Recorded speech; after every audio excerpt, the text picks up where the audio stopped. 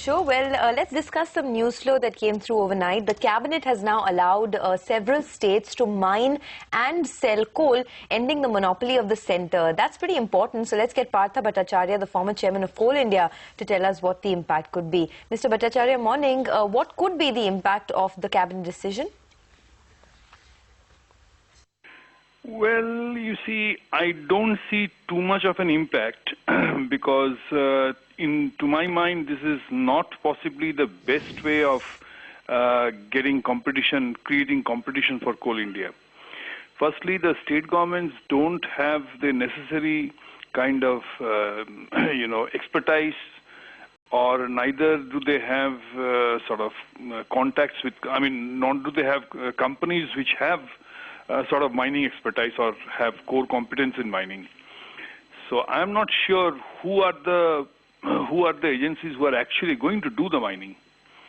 So in all probability, they will be inviting bids, and this will be basically, they will hand it over to somebody for working as a mine development operator. So it will be a contractors. And that will definitely raise more coal, and to some extent it will meet the overall requirement of the country. But whether this will lead to best in-class mining coming up is a matter of doubt. You don't think, Mr. Bhattacharya, that there will be an impact on the volumes of Coal India? Not much, because you see, today we are importing 240 million tons of coal. So if at all something happens, it will be to some extent, reduce that. That's all that can happen. And you don't think that companies like NTPC have the capability of mining and selling coal? NTPC has been given blocks 10 years back. They are sitting on, I think, 8 or 9 blocks with a total mineable coal of more than 1.5 to 2 billion tons, and they have not produced a single ton so far. So I can't vouch that NTPC has great competence. Mining is a specialized activity. It requires competence. Worldwide, mining is not done by small agencies here and there and people mining their own coal requirement for end use. These are not the kind of things that happens globally. Globally, coal mining is restricted to large companies, and they are professional companies. They have the expertise in coal mining, and that is what is actually an essential attribute for becoming successful in coal mining. It is not anybody's job. But these kind of policies tend to consider that coal mining is just a sort of an excavating something and getting some coal. That's not the way to do it. Mr. Bhattacharya, we leave it at that. Thanks for joining us. In fact, we have an analyst who tracks the sector closely as well. Chintan Mehta, the metal analyst at Sunidhi Securities, joins us now. Chintan, you must have just heard the management of Coal India, where they did mention that there's not much of an impact on Coal India volumes. But what do you think the impact on Coal India could be?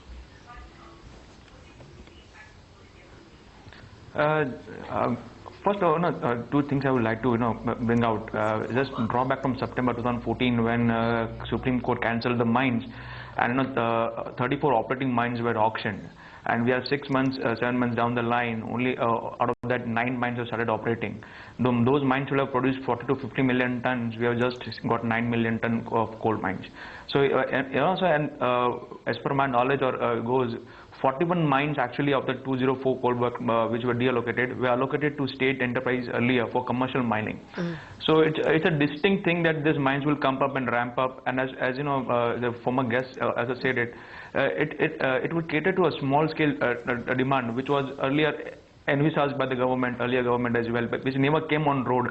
From the coal blocks we were already in 1993. So it's a long distinct possibility that this mine will start and challenge certain volumes of Coal India.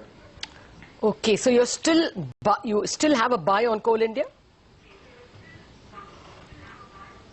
Yes, absolutely buy on Coal India, no doubt about that. Because the current e-auction prices fall. It's not phenomenal of anything else. It's a factor of two things: it's the lower international prices and its stupendous volume growth of 10% offtake growth, year on year. So that has actually put pressure on e-auction prices rather than anything else. And just to make a one point, even if this state enterprise are allowed, one company which comes into our radar would be GMDC. which actually is mining lignite in Gujarat, and they are somewhere professional and enabled to mine in a distinct possibility. That's the only company which comes in our radar, even if it comes out.